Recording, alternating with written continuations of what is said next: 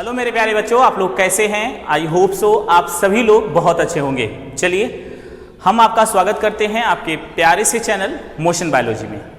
तो student, previous video में हम लोगों ने बहुत ही अच्छे तरीके से सेल थ्योरी के बारे में समझा था, जिसमें हमने समझा कि किस प्रकार से जो मैथियस लाइडेन और थियोडोर स्वान दो साइंटिस्टों ने सेल थ्योरी दिया, फिर बाद में रुडोल्फ विर्चॉव नाम के साइंटिस्ट ने उस थ्योरी को मॉडिफाइड किया और उसके बाद उन्होंने एक नई थ्योरी दी। ठीक है, बहुत ही अच्छे तरीके से सारी एक एक टॉपिक को कहानी के थ्रू हमने समझा, जिसमें दो और साइंटिस्ट इंक्लूड हुए। कौन कौन से? रेड्डी साहब और लुईस पाश्चर, है ना।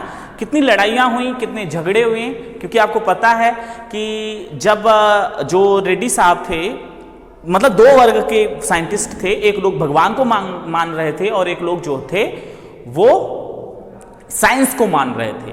जब दोनों में लड़ाइयाँ होती हैं तो फिर उसके बाद रेड्डी साहब ने एक्सपेरिमेंट के थ्रू बताते हैं कि लाइफ का जो निर्माण हुआ है वो पहले से प्रेजेंस लाइफ से होता है। फिर उसके बाद जो लुईस पाश्चर थे, उन्होंने भी जब बाद में वो अपना एक्सपेरिमेंट करते हैं, क्योंकि रेड्डी साहब के एक्सपेरिमेंट को कोई मानने को तैयार ही नहीं होता, तो फिर उसके बाद तो जो लुईस पाश्चर हैं वो फिर से एक्सपेरिमेंट करते हैं। जब फिर से एक्सपेरिमेंट करते हैं तो वो प्रूफ करते हैं और सारे साइंटिस्ट मान जाते हैं। चलिए हम आगे बढ़ते हैं। आप सभी लोग अपनी प्यारी सी बुक एनसीईआरटी को अपने सामने रखिए और जो टॉपिक है वो हेडिंग है हमारी कौन सी? कोशिका का समग्र अवलोकन। मतलब बच्चों, आज की क्लास में हम लोग ये समझेंगे कि कोशिका के अंदर क्या क्या होता है। ठीक है, फिर उसके बाद एक एक जो पार्ट पढ़ेंगे उसको हम आगे डिस्कस कर लेंगे। तो कोशिका का समग्र अवलोकन किस प्रकार से करते हैं? तो सबसे पहले ये कि आप सभी लोग प्याज का टुकड़ा ले लीजिए, उसका एक छिलका निकाल लीजिए। ठीक है, हालांकि घर पे माइक्रोस्कोप नहीं तो ये काम नहीं कर सकते हैं आप लोग, लेकिन आप प्याज का एक छिलका लीजिए, उसका एक पतला सा छिलका जो होता है उसको निकालिए, या फिर जो है चिक्स ह्यूमन, जैसे हमारा गाल है अंदर के साइड से, आप किसी भी नुकीली चीज से, हल्का से नुकीली चीज से आप खींच लीजिए, सेल बाहर निकल जाएगी।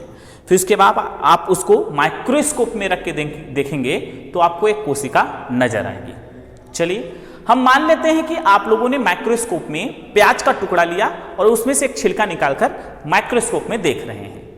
और अगर आपको सेल देखना है तो प्लेलिस्ट में एक्सपेरिमेंट प्लेलिस्ट बना होगा, जहां पर हमने एक्सपेरिमेंट जो कुछ भी किए हैं उसका वीडियो है, वहां पर आप देख सकते हैं जाकर कि किस प्रकार से सेल दिखाई देता है, प्याज की सेल। ठीक है, उस एक्सपेरिमेंट में हमने दिखाया है एक एक पॉइंट को, तो आप वहां पर वीडियो जाकर देख लीजिए, या फिर हम जो बता रहे उसको सुनिए ध्यान से। क्या करना है? एक प्याज का टुकड़ा लेना है, उसका एक छिलका निकालना है, माइक्रोस्कोप में रख कर देखेंगे तो हमें छोटे छोटे बॉक्स लाइक स्ट्रक्चर दिखाई देंगे। इस प्रकार से हमें जो है बॉक्स लाइक क्या दिखाई देंगे? स्ट्रक्चर दिखाई देंगे, और वो क्या होंगी? सेल होंगी। अब हम बात करते हैं किसी एक सेल को, जैसे इस प्रकार की हमें स्ट्रक्चर जो दिखाई दे रही हैं, हम बात करते हैं किसी एक सेल को हमने लिया और उसको माइक्रोस्कोप में बड़ा करके देखने की कोशिश कर रहे हैं। चलिए तो हम क्या क्या पाते हैं उसमें? सबसे पहले जैसे कोई सेल है, मान लेते हैं ये चौकोर सेल है, सेल गोल भी होती है, सेल लंबी भी होती है, तो मान लेते हैं हम एक यहाँ पर एक सेल बना रहे हैं। ठीक है, इस तरीके से एक सेल बना दिए।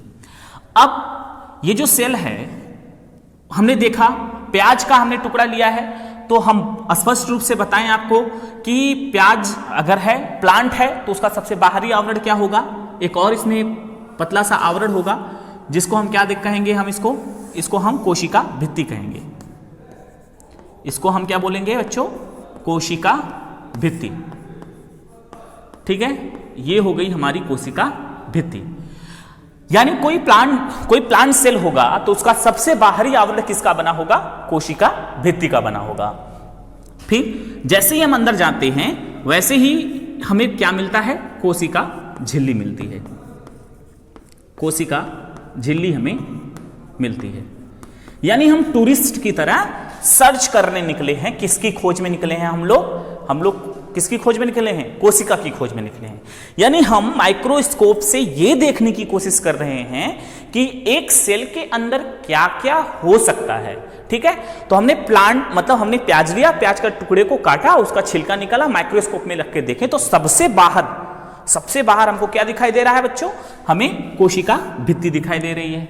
उसके बाद हम थोड़े से और अंदर की तरफ बढ़े। जब थोड़े से और अंदर की तरफ बढ़े तो हमको क्या दिखाई दिया? कोशिका झिल्ली दिखाई दी। ठीक है, अब इतना ही नहीं था, इसके अंदर हमें एक और ऑर्गन दिखाई दिया, जो स्पष्ट रूप से तो नहीं लेकिन एक ऑर्गन दिखाई दे रहा था, जिसका नाम क्या था बच्चों? केंद्रक। ठीक है, इसका नाम क्या था? केंद्रक। और आपको पता है केंद्रक के अंदर क्या होता है? गुणसूत्र होता है। और गुणसूत्र किससे मिलकर बना होता है? डीएनए जो होता है वो कंडेंस होके गुणसूत्र का निर्माण करता है। अभी आपको डीएनए गुणसूत्र ये नहीं समझ में आ रहा है तो चिंता मत करिए, आप 9th में पढ़कर आए होंगे, फिर भी कोई दिक्कत नहीं, अगर नहीं पढ़े हैं तब भी आपको हम समझा रहे हैं, बस इतना जान लीजिए केंद्रक होता है। ठीक है, एक बात और आपको पता होगी कि हम केंद्रक के आधार पर किसी कोशिका को यूकैरियोटिक और प्रोकैरियोटिक कोशिका कहते हैं। जिसके पास यह केंद्रक होगा उसे हम यूकैरियोटिक कोशिका कहेंगे, जिसके पास केंद्रक नहीं होगा उसको हम प्रोकैरियोटिक कोशिका कहेंगे। समझे कि नहीं समझे? फिर से सुन लीजिए, हमने क्या बोला बच्चों कि कोई भी जीव हो, जैसे केवल बैक्टीरिया को छोड़ दें अगर, तो सारे के सारे इस पृथ्वी पर पाए जाने वाले जितने भी जीव हैं, केवल बैक्टीरिया को छोड़ दीजिए आप, तो वो सभी के सभी जीव क्या होते हैं? यूकैरियोटिक होते हैं। ठीक है, बाकी बैक्टीरिया केवल प्रोकैरियोटिक होती है। कैसे पहचाने? वही पहचान आपको हम बता रहे हैं। जिसके पास केंद्रक होगा उसे हम यूकैरियोटिक कहेंगे, और जिसके पास केंद्रक नहीं होगा उसको हम प्रोकैरियोटिक कहेंगे। ठीक है, तो इसके पास तो केंद्रक है क्योंकि ये प्लांट सेल है और प्लांट सेल यूकैरियोटिक होती है। ठीक है, तो केंद्रक हमने देखा। केंद्रक के अलावा हमको इसमें बहुत सारे और ऑर्गेनेल्स दिखाई दिए। क्या क्या दिखाई दिए बच्चों? तो हमें इसमें क्या दिखाई दिया? राइबोसोम दिखाई दिया। पूरे सेल में फैला था राइबोसोम दिखाई दिया हमको। ठीक है, नाम लिख देते हैं इसका। क्या हमें दिखाई दिया? राइबोसोम दिखाई दिया।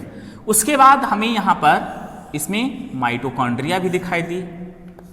माइटोकॉन्ड्रिया, ठीक है, हमें माइटोकॉन्ड्रिया दिखाई दी। उसके बाद हमको इसमें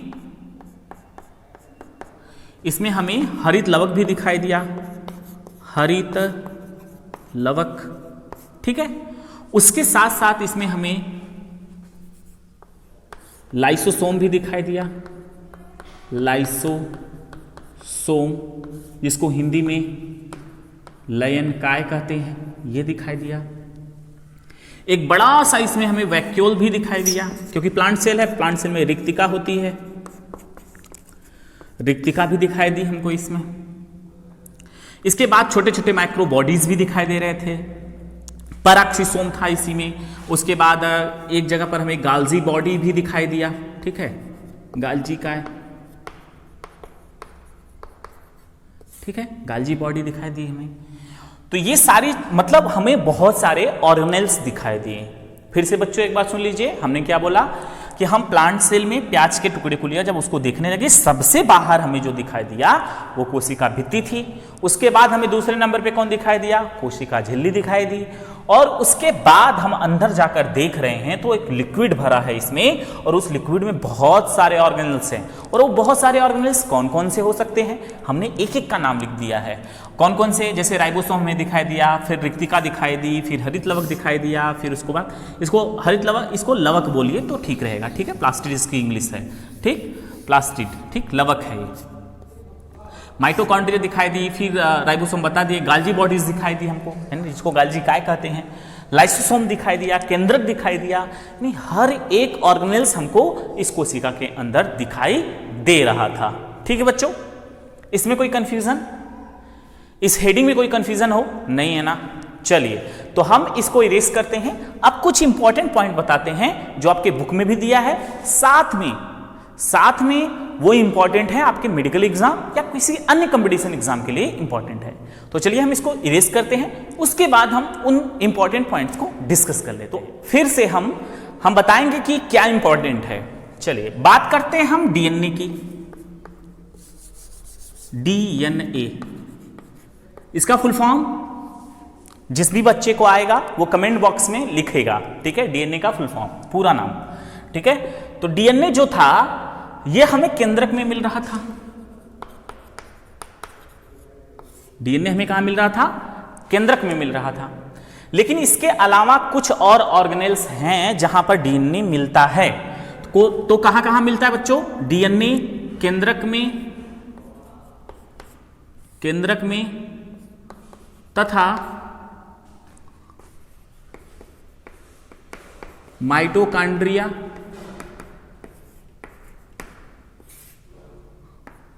कामा लवक में मिलते हैं। ठीक है। तो बच्चों अगर आपसे कोई पूछे कि सेल में डीएनए कहां कहां पर है, तो एक तो केंद्रक में होता ही है, केंद्रक को कोशिका का दिमाग कहा जाता है, एक तो केंद्रक में होता ही है। लेकिन दूसरे पॉइंट पर माइटोकॉन्ड्रिया में भी होता है और लवक में भी होता है, यानी लवक और माइटोकॉन्ड्रिया इनके पास खुद का डीएनए होता है। इतना समझ में आया? डीएनए कहां कहां पर है? केंद्रक में, माइटोकॉन्ड्रिया, लवक। ठीक है, 3 जगह पर होता है। अच्छा, डीएनए किसी भी सेल का सबसे इंपॉर्टेंट भाग होता है अगर कहें हम तो, यानी अगर किसी के पास सबसे अच्छी सूचना होती है तो वो किसके पास है? यानी सेल की पूरी सूचना, पूरी इंफॉर्मेशन अगर किसी के पास है तो वो किसके पास है? डीएनए के पास है। चलिए एक एग्जांपल के थ्रू बताएं। जैसे हमारे देश में जो हमारे प्रधानमंत्री जी हैं, कौन है वो? नरेंद्र मोदी जी हैं। ठीक है, सबको बच्चे को पता है नरेंद्र मोदी जी हैं।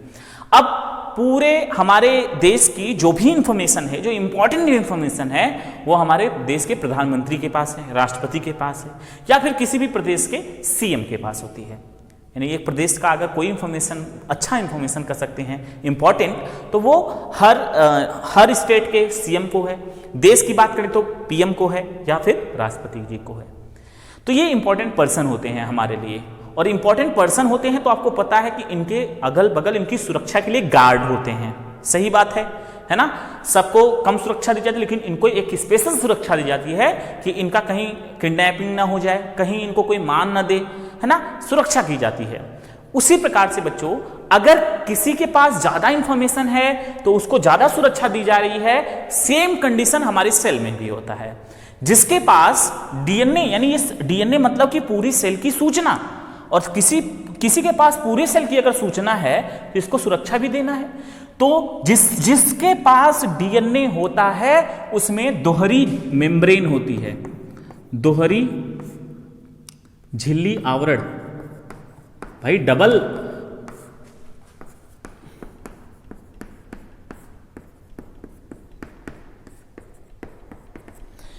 इसका मतलब कि इनके पास एक इंपॉर्टेंट पार्ट्स, मतलब कौन है? डीएनए है। और डीएनए को सुरक्षित करने के लिए क्या होता है? दोहरी झिल्ली आवरण पाया जाता है। ठीक है बच्चों, बात करते हैं अब अगले पॉइंट की। यूकैरियोटिक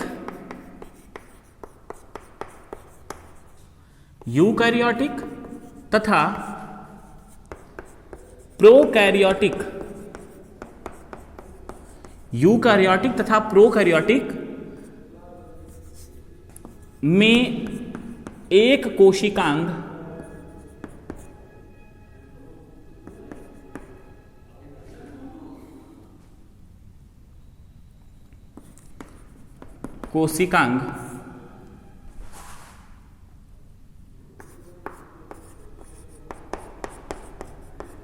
राइबोसोम, यूकैरियोटिक तथा प्रोकैरियोटिक दोनों में, चलिए ये इरेज करते हैं। यूकैरियोटिक तथा प्रोकैरियोटिक दोनों में राइबोसोम पाए जाते हैं, दोनों में राइबोसोम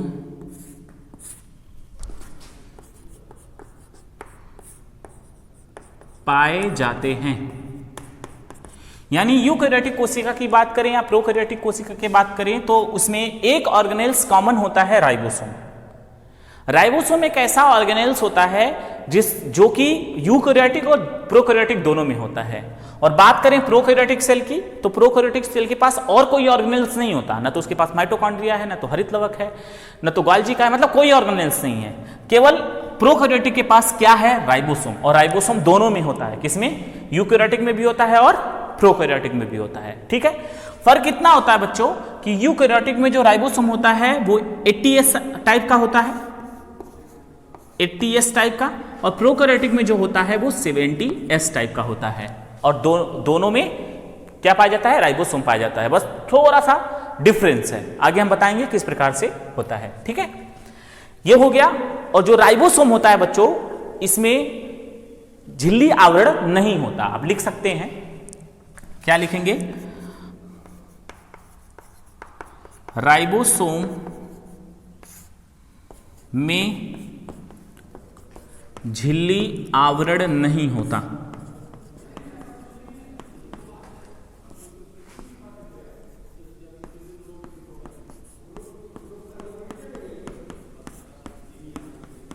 ठीक है, और एक सबसे इंपॉर्टेंट और पॉइंट है, जंतु कोशिका में तारक काय पाया जाता है।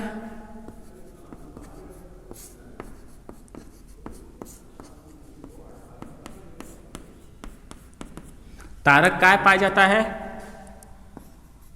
जो कि पादप कोशिका में नहीं होता।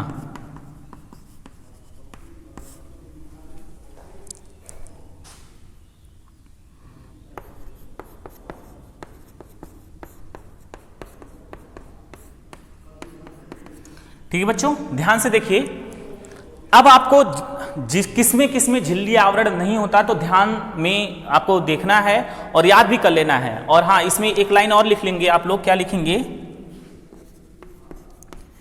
इसमें भी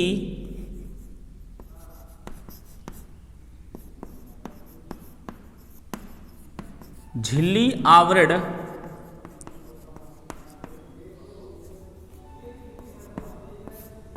नहीं होता।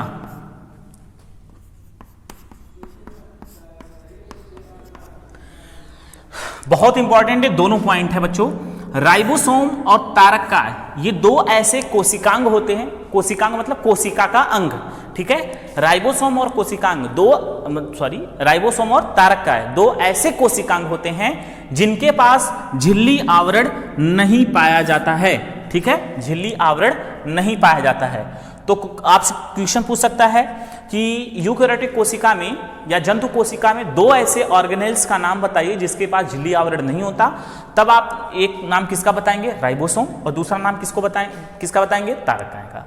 और बच्चों, तारक काय केवल जंतु कोशिका में होता है, प्लांट में नहीं होता। ठीक है, प्लांट कोशिका में नहीं होता, ना तो फंजाई में होता है और किसी में नहीं होता। केवल किस में पाया जाता है, जंतु कोशिका में तारक काय होता है। ठीक है, ये जो तारक काय कोशिकांग है, ये जंतु कोशिका में ही केवल पाया जाता है। तो ये सारे पॉइंट आप लोग नोट कर लिए होंगे, आई थिंक कर लिए हैं, नहीं किए तो यहां से स्क्रीनशॉट ले लीजिए। उसके बाद हम आगे बढ़ते हैं। चलिए, तो हम इसको इरेज करते हैं बच्चों। अब बात करेंगे हम कोशिका के जो माप और उसके आकार की बात करेंगे, यानी कोशिका जो होती है वो किस प्रकार की होती है। क्या सारे जीवों में जो कोशिका का साइज है वो क्या एक जैसा होता है, या हाथी जो होती है उसमें हाथी बहुत बड़ी होती है तो उसकी कोशिका बड़ी बड़ी होती होगी, है ना, यही सोचते हैं ना हम लोग। तो बच्चों ऐसा कुछ है नहीं। ठीक है, अलग अलग कोशिका का अलग अलग आकार होता है और हम वही बताएंगे कि कैसे कैसे आकार की हो सकती हैं। चलिए, तो पहले तो हम माप और आकार की बात करें तो आप हेडिंग बना सकते हैं, क्या, कोशिका का माप और आकार। चलिए, यहां पर हम इसको इरेज कर देते हैं और यहां पर हेडिंग बना देते हैं।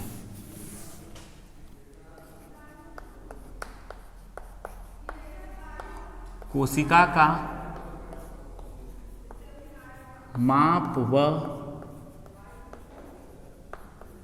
आकार।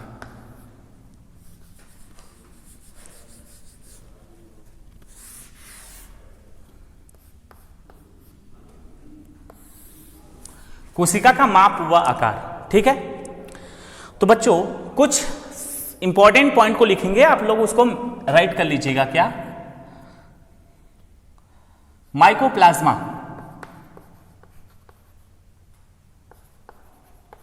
जिसको पीपीएलओ भी कहा जाता है, ठीक है।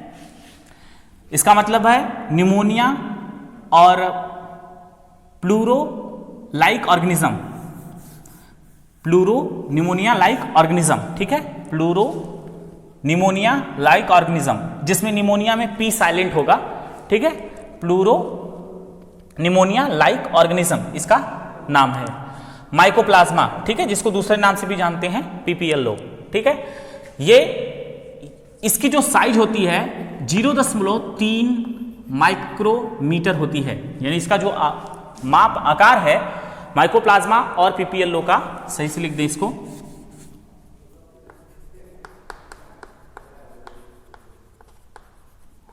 माइकोप्लाज्मा यानी या फिर उसका दूसरा नाम पीपीएलओ, जिसमें क्या होता है इसका आकार 0.3 माइक्रोमीटर होता है और इस पृथ्वी की सबसे छोटी कोशिका भी है। यानी यहां पर लिख सकते हैं यह सबसे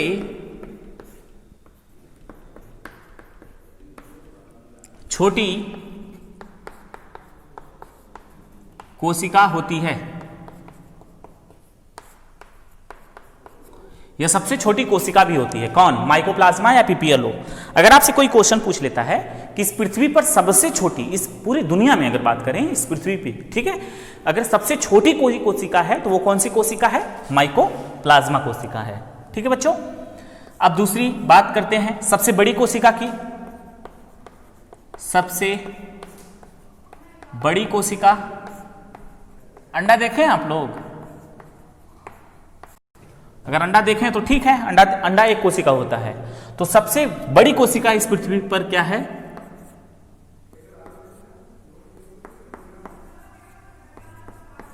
शुतुरमुर्ग का अंडा।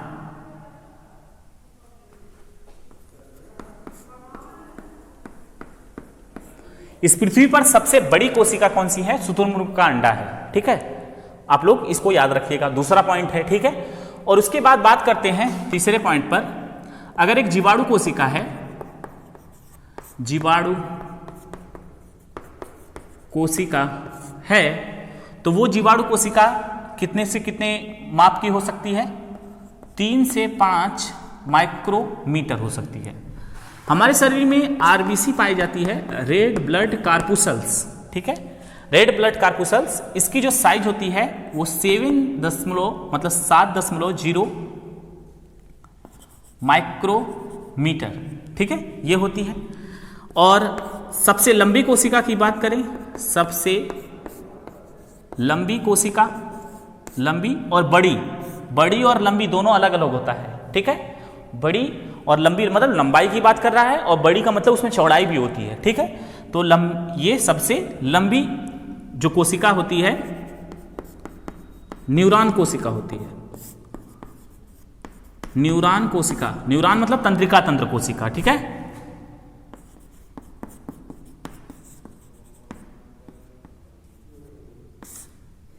ठीक। मनुष्य के शरीर की सबसे छोटी कोशिका, मनुष्य के शरीर की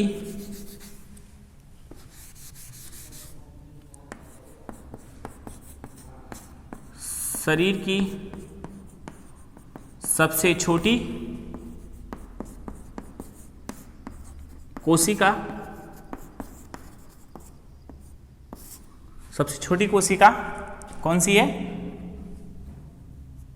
शुक्राणु कोशिका।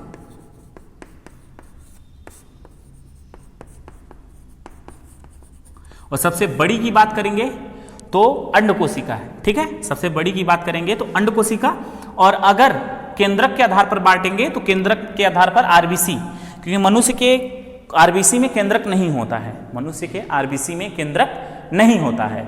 और अगर केंद्रक के आधार पर कहेंगे तो सबसे बड़ी तो ये होगी, लेकिन अगर केंद्रक जिसमें उपस्थित है उस आधार पर सबसे बड़ी कौन होगी? यहीं पे लिख लीजिए कामा करके, सबसे बड़ी अंडकोशिका,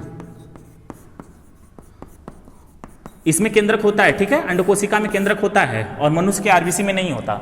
और अगर केंद्रक हटा दिया जाए, केंद्रक के बेस पर ना बात करें, तो सबसे बड़ी आरबीसी होगी और सबसे उसके दूसरे नंबर पे कौन होगी, अंडकोशिका होगी। और अगर केंद्रक के बिहेव पर बात करेंगे, अगर केंद्रक की उपस्थिति की बारे में बात करेंगे, उपस्थित रहे केंद्रक, तो उस आधार पर अंडकोशिका सबसे बड़ी कोशिका होती है। और सबसे लंबी, मनुष्य के शरीर की सबसे लंबी कोशिका कौन होगी, न्यूरॉन सेल यानी तंत्रिका कोशिका होगी। और उसमें कौन, न्यूरॉन में भी बहुत सारी कोशिका होती है, मोटर न्यूरॉन जो होती है वो। आगे जब हम न्यूरॉन वाले टॉपिक को पढ़ेंगे तो आपको बताएंगे, चिंता मत करिए उसके बारे में। तो बच्चों ये रहा माप व आकार। अब आकार की बात करें, है ना, ये तो माप हो गया था। आकार की बात करें तो हमारे शरीर में अलग अलग ऑर्गन के अलग अलग प्रकार की कोशिकाएं होती हैं। कुछ आकार में गोल होती हैं, कुछ चौकोर होती हैं, कुछ लंबी होती हैं, कुछ जो है खटकोड़ आकार की होती हैं। यानी मनुष्य के शरीर या किसी भी जीव के शरीर की जो कोशिका होती हैं वो कई आकार की होती हैं। लिख सकते हैं, यहाँ पर एक लाइन लिख लीजिएगा आप लोग कि किसी भी जीव के शरीर की सबसे जो कोशिकाएं होती हैं वो कई प्रकार की होती हैं। कुछ कोशिकाएं लंबी होती हैं, कुछ कोशिकाएं गोल होती हैं, कुछ कोशिकाएं चतुर्भुज आकार की होती हैं, कुछ कोशिकाएं खटकोड़ आकार की होती हैं। आप इतना लिख लीजिएगा, ठीक है बच्चों। तो ये रहा आज का टॉपिक, और आज के टॉपिक में हमने बहुत बहुत इंपॉर्टेंट टॉपिक को डिस्कस किया है। बच्चों अगर एक बार वीडियो समझ में नहीं आया तो एक बार और रिवाइज करके देख लीजिएगा और इस टॉपिक को मिस मत करिएगा, क्योंकि जो ये एक एक पॉइंट इंपॉर्टेंट हमने लिखा है ये सारे कंपटीशन एग्जाम के डायरेक्टली आने वाले क्वेश्चन हैं। साथ में राइबोसोम यू और प्रो दोनों में पाया जाता है, और उस राइबोसोम के पास क्या नहीं होता, कोशिका झिल्ली आवरण नहीं होता। और किसके पास नहीं होता है, तारककाय के पास। लेकिन तारककाय केवल जंतु कोशिका में होता है। तो ये सारी बातें जो छोटी छोटी बातें हैं वो हमें याद रखना है और हमें जानना भी है। तो बच्चों आज की क्लास यहीं पर हम समाप्त करते हैं और अगली क्लास में फिर से मिलेंगे। लेकिन आप क्या करना है, नोट्स बनाते रहिए, तैयारी करते रहिए और बुक को पढ़ते रहिए। Thank you so much, thanks for watching all of you बच्चों।